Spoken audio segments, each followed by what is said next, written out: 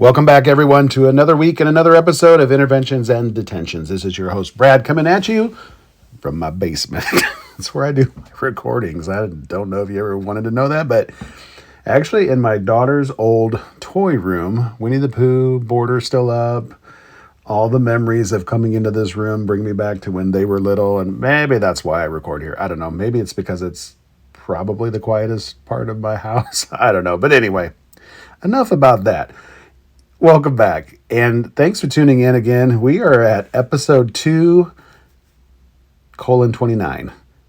29 episodes this school year. I don't remember where I left off from last school year, but I don't think we were at 29. I'm pretty sure we didn't hit 30. I'll have to go back and look.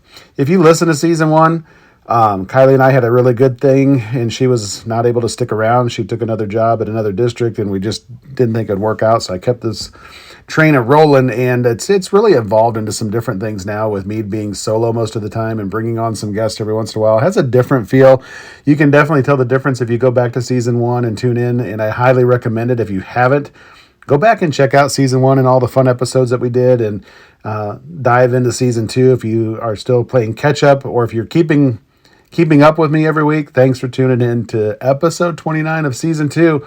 We're talking about the spring slide today. I think you can all feel it. You're probably right there with me. And let me start it with this. And I don't want you to answer this too quickly. I want you to actually think about it for just a second. Does your classroom, or maybe your building, if it's an administrator that's listening right now, as a whole, feel a little different right now than it did, 6, maybe even 8 weeks ago? I almost said 7 weeks ago. 6 or 8 weeks ago.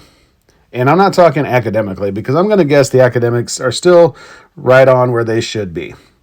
I'm not talking about reading scores or math growth, none of that. I'm talking about just how it feels when you walk down the hallways or into the classroom or into the workroom or into the lunchroom or onto the playground. How does it feel? How's the energy? What's the focus like? How's the patience level right now? Because I've seen and heard a lot of things as I've been in classrooms the last couple of weeks. And I've caught myself thinking something shifted. It's not drama or anything that's dramatic. It's really actually kind of subtle. It's consistent. And if you're really honest for a moment, you're probably seeing it too, and hearing it too, and feeling it too. And here's what's interesting to me. There's actually a little bit of research behind these sounds and feels at this time of year. Attendance data across the country shows that student attendance typically dips in these spring months. And we are now officially into spring, especially after March. And we are one more day away from being after March. Tomorrow's March 31st, as I'm recording this on the 30th. Think about behavior referrals. They also tend to increase between March and May in a lot of schools. And even teacher surveys nationally show that teacher burnout peaks in late spring, not December, as many of you would believe. And I think that surprises a lot of people, because we all assume December can be the hardest month and the hardest stretch of school, but it's actually right now, springtime, March, April. So if you're feeling like your students are a little more restless, maybe a little more reactive, maybe you're a little more reactive, and if you're being really honest with yourself, if you feel a little more tired, maybe a little less patient, you're not off, and and you're not wrong, and you're not doing something wrong. You're right on schedule, actually. And that's what I want to talk about in this episode today, because we always hear about the summer slide academically when, kids dip back a little bit because they haven't opened up the books and done any math problems and practiced those academic things. There's that summer slide. We're talking about the spring slide. And we don't talk enough about what I'd call that spring slide as far as behavior, a slide in behavior, a slide in motivation, and a slide in stamina. And more importantly, what we do actually talk about, or what do we actually do about it, I guess. Maybe not talk about it, but what do we actually do about it without just turning up the pressure and making things worse? Well, let's dive into that today. Let's talk about what we're seeing. Let's just sit in this for a moment, because I think naming it really might help, and it does matter. When I'm in classrooms right now, this time of year, here's what I'm noticing more than anything. The transitions from one thing to another take a little bit longer, way longer than they did in January. What used to be, all right, go ahead and get out your materials, and within 20 seconds, you were rolling. Now, that turns into a reminder, another reminder, maybe a name gets called, maybe a redirect, and now you've lost a minute and a half maybe sometimes. And that minute and a half adds up fast over the course of a whole day. Attention span is another one that we could talk about. There's actually some data out there suggesting that sustained attention for these elementary students can drop by 20 to 30% when cognitive fatigue sets in over long periods of routine.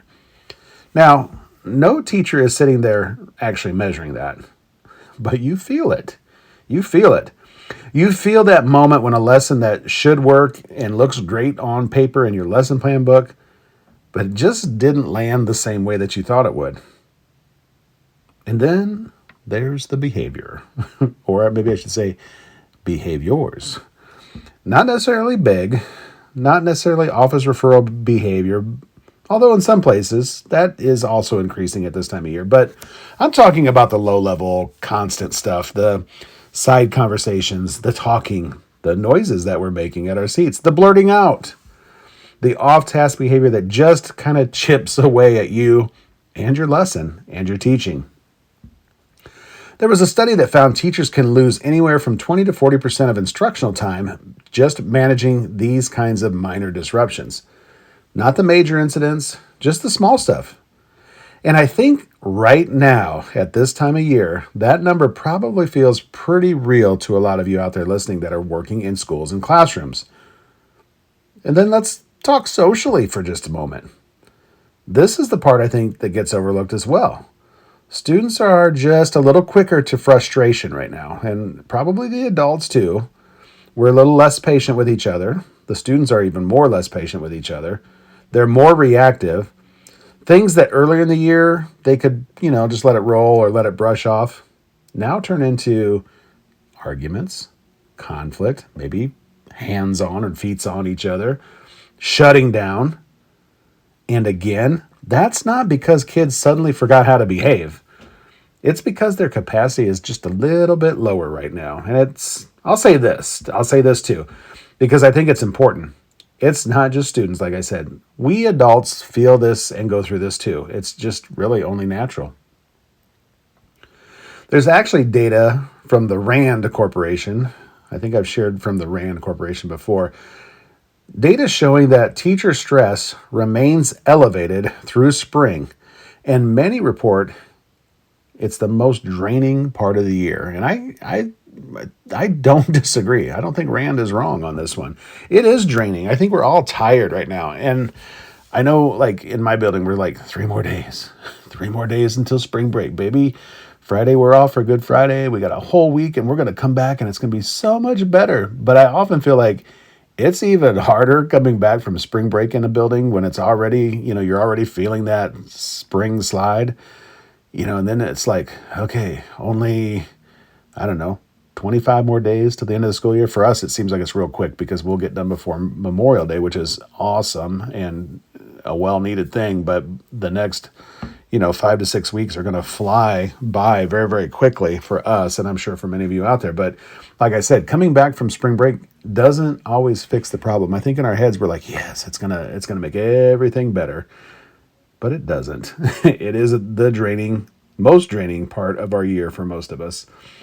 And when our adult capacity dips and drops, student behavior tends to follow right along with us.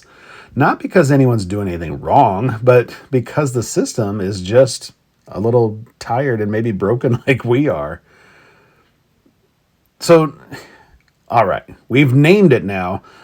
We've talked about it. What the next question is, why? Because if we don't understand the why behind what we're seeing and what we're feeling, we're way more likely to respond in a way that doesn't really actually help us. Let me start here with the idea of routine fatigue. Routine fatigue is real, And we don't talk about it enough. Think about your students. They've been in school since August, same schedule, same expectations, same routine, same structure. And that structure is important. We need it. Don't get me wrong. But after 7, 8, sometimes 9 months, it starts to wear on the littles and the bigs. And there's actually research in cognitive science that shows novelty increases intention and engagement, while that repetition that we know is important over long periods of time without variation can actually decrease attention and engagement. So what happens? Kids don't just necessarily reject the routine. They just stop responding to it in the same way that they used to. It kind of loses its luster. It loses its power. Another piece is just straight up mental fatigue. Students have been learning, processing, being asked to regulate themselves for months on end. And there's research suggesting that self-regulation, things like impulse control, focus, emotional management, it actually declines when that fatigue increases. So when you see those students that are blurting out more, having more emotional reactions, less persistence, that's not really random. Okay? It's not really the moon phases or the atmospheric pressure. It's their capacity. It's our capacity. How much can we endure? You know, one other aspect that a lot of schools face at this time of year, it's a little bit different for Indiana because they're actually spreading this out across a school year, which helps a little bit, but it still pops up now at this time of year. Testing pressure and testing fatigue. It's testing season, and we can't ignore that. Even in elementary settings, kids feel it. The schedules shift because, we're not used to taking these tests, and it's going to throw off our normal routine. There's a little more urgency that the teachers are putting on the kids. This is serious. We want to know what you know, boys and girls. So take this serious. Let's do your best on the test. And sometimes there's a lot less flexibility with all of the testing that's going on. And here's the thing, folks. Studies have shown that performance pressure can increase anxiety and decrease working memory capacity in students. How about that for just a moment? How's that going to help on that standardized test that we're trying to get our kids to do so well on? So the exact time we want kids to be the most focused is often when they're feeling the most pressure. And that shows up, my friends, in behavior, or maybe I should say misbehavior. And then there's the simplest one of all. The world outside changes. More daylight, warmer weather, more opportunity to be active. And there's actually research showing that physical activity and exposure to outdoor environments improve intention and mood in students. And I would say it happens for us adults too. It does actually help us out. So when we're asking them to sit still inside more, while their bodies are basically saying, hey, we should be outside right now, you get a disconnect just automatically. And this one might be the most powerful of them all. We're close enough to the end of the year that students are starting to feel it. And it seems like they start to feel it a little bit sooner every year. But it's not close enough that they can be done just yet. So motivation is starting to drop. There's a concept in psychology where motivation dips in the middle of a long effort cycle. Not at the beginning and not at the end, but right in the middle. But in that stretch where the finish line is visible, but still a little far away, that's where we are right now. And we're seeing that dip, and we're feeling that dip. And I'm going to come back to this because it matters more than what we like to talk about or admit. Adult energy drives a building. That adult energy and culture. There's research from the Learning Policy Institute linking teacher stress directly to classroom climate and student behavior. I don't think that should surprise any of us. So when we're tired, when we're less consistent, when we're just trying to get through the day, students can feel that, students can see that. Not because we're doing anything wrong, okay? We're human when it comes down to it. We're human too, and that's where all that ends up and leads to at the end of the day.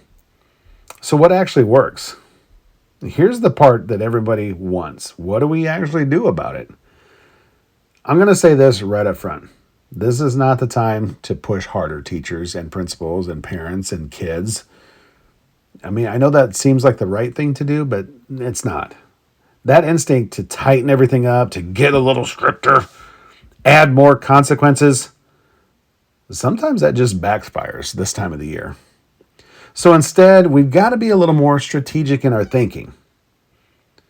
Instead of just reminding students of expectations, let's try this. Let's reset them. And I mean really, really reset them. Take 15, maybe even 20 minutes and go back. Go back to the basics. Go back to day one when they came into the building this year.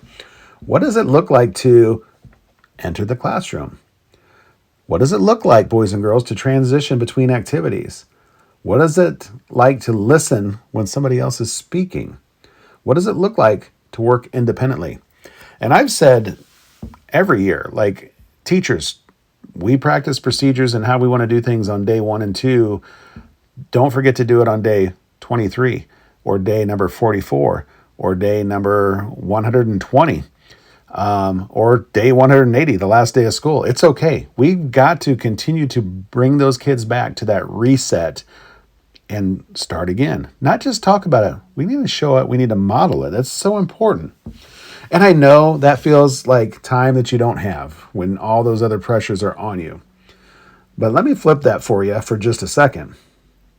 If you're spending that 30 to 40% of your time redirecting behavior, like we did talk about at the beginning of this, you're doing that anyway, think about a 20-minute reset, how it might actually save you some time down the long run. There's evidence from classroom management research that explicitly says reteaching expectations reduces disruptive behaviors and more effectively than repeated correction alone. So instead of correcting all day, let's just reset once and build from there. Now this one might be the biggest shift to think about. Right now, you've got to think in shorter chunks. Instead of let's just get through this lesson, look at it like this. Let's win the next 10 minutes. Break that instruction into smaller chunks and segments. Build in those quick wins and add some movement when you can. As much as you need to, or as little or as often. Build in that movement. There's research suggesting that students maintain higher engagement when tasks are broken into those shorter, clearly defined segments and chunks, I'll call them. And if you think about it, that makes sense. Success feels a little bit closer, it's more attainable, and the kids need those kind of wins right now. And if there's one thing that matters most at this time of year and all year long, and I talk about it all the time, it seems like it comes up in almost every topic and episode that we do, it's something called relationships. Because when capacity is low, connection to the students and their teachers and the adults in the building matters more than any correction that you can give, folks. There's a well-known strategy, the 2x10 strategy, 2 minutes a day for 10 days, just connecting with one student. No correction, no agenda, just a conversation. Maybe that's in the hallway before class. Maybe it's at lunchtime or at recess or at the end of the day. I'm going to challenge you to do that 2x10, 2x10 strategy, 2 minutes a day for 10 days. Connect with a student. Studies have shown that strategies like this can significantly reduce disruptive behavior in those targeted students. So you don't have to do it with all 20 of your kids. Maybe you're just looking at that 25% that are really challenging you right now. The reason they may be challenging you so much is they might need and want that attention that you are maybe depriving them of by not doing that 2x10. And it's not going to fix things overnight, but with some consistency, it will get better. And here's the bigger idea. Students are more likely to respond to adults that they feel connected to, especially when they're tired, they're frustrated, or they have just checked out. Sometimes you don't need a full overhaul, you just need a shift. Let's change it up. Change the seating in your classroom. Adjust your schedule slightly. I know sometimes schedules are pretty locked in, but mix it up a little bit. Do something different. Throw a curveball at them. Introduce a new routine. Try a different attention signal. Because here's what we know. Novelty increases engagement. We talked about that at the beginning of this. So even small changes can reset their attention. It's like hitting a refresh button on your modem. And it doesn't have to be anything complicated. Keep it simple. I'm going to push you here just a little bit, folks, because this matters, and it matters to me at this time of year when sometimes, we lean a little bit harder on interventions, just like our show name, Interventions and Detentions, more strategies. We start doing more pull-out services because this kid needs it, more targeted support. But the issue is often a little bit bigger than that.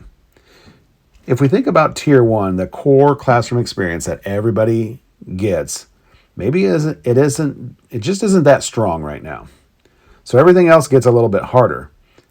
There's research in that multi-tiered systems of support, MTSS, showing that when Tier 1 instruction is strong, fewer students require intensive intervention. And I will wholeheartedly tell you that is correct. I've seen it.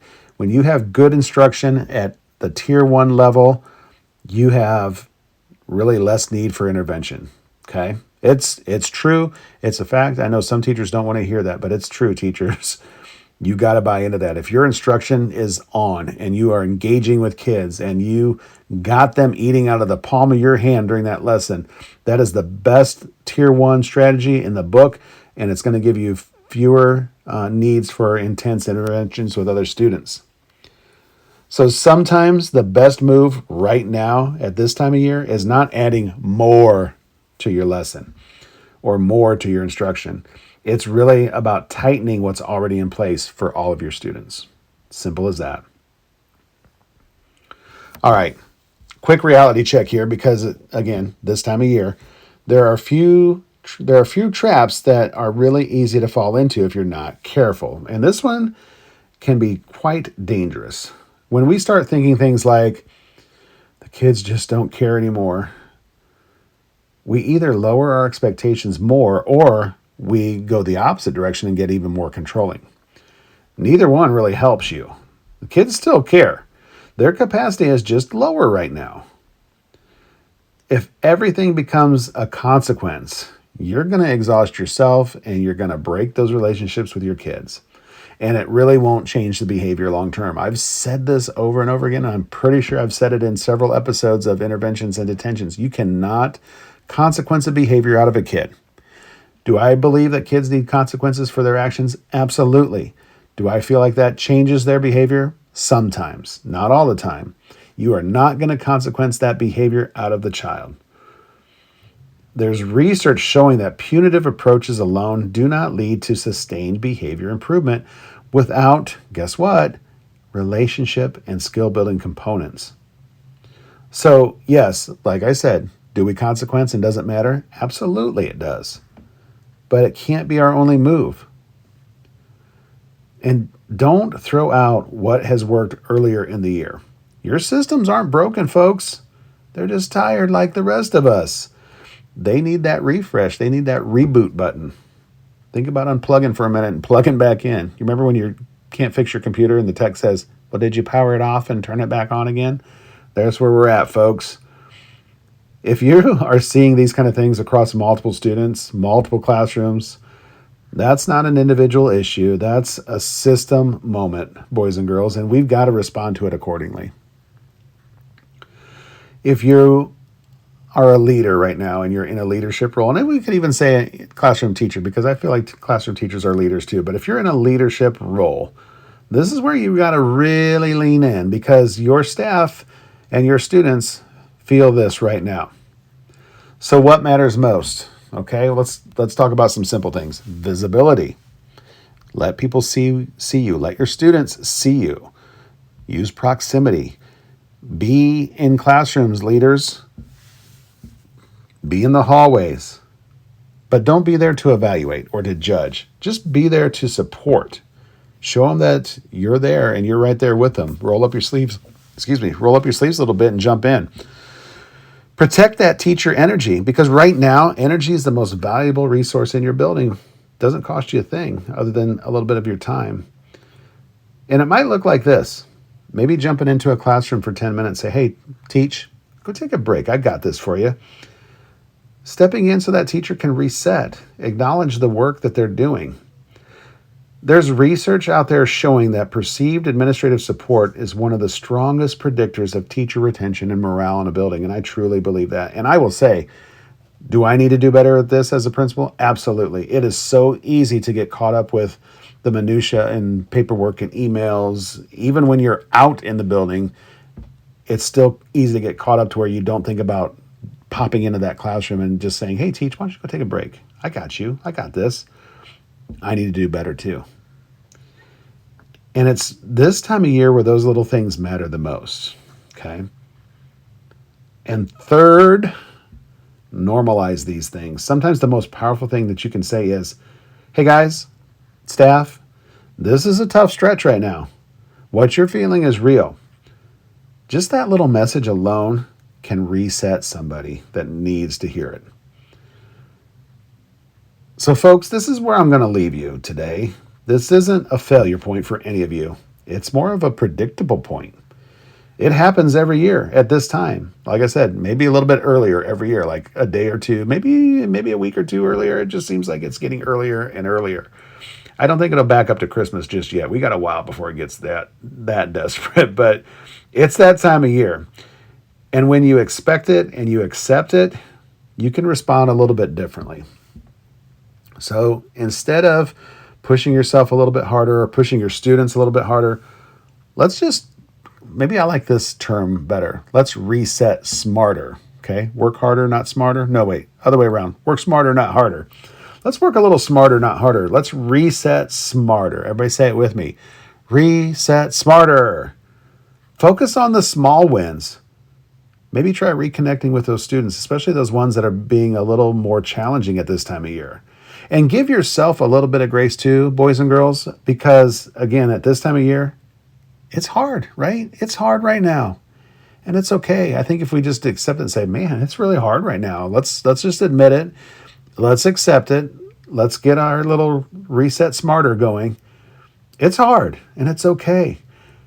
You know, we are closer to the finish line than it feels right now.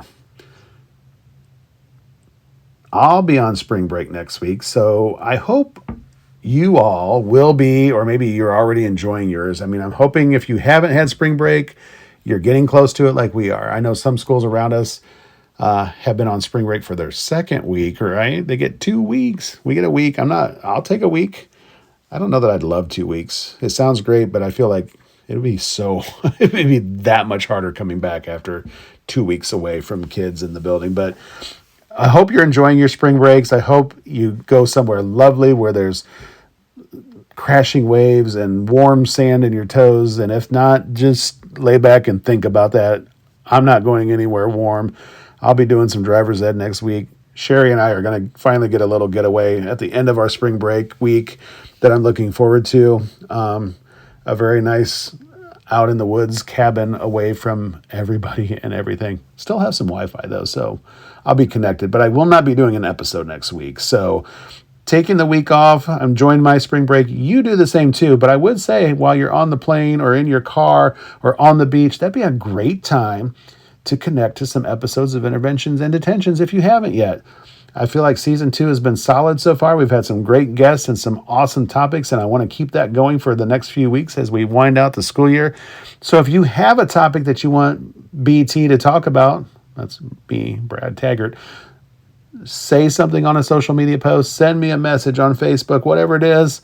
Let me know what you're feeling out there. You know, big shout out to Julie Rasball last week for talking about or bringing up the idea about attendance.